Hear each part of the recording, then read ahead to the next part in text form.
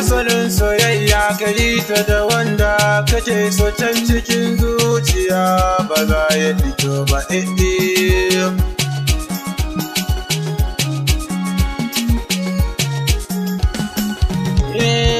idan soyayya za ta kama zuciya babu izini ba ta duba babba ko da dan kankani na hangokin ta hoki ne min farjini masoyiya ta jina da kyan kamanni asalin soyayya ka yi ta da wanda kake so can cikin zuciya ba za ya fito ba na sami yarinya kyakkyawa mai nuna min so da kauna inda gane sai da ita a gefena soyayya da daɗi in ka samu mai nuna maka kauna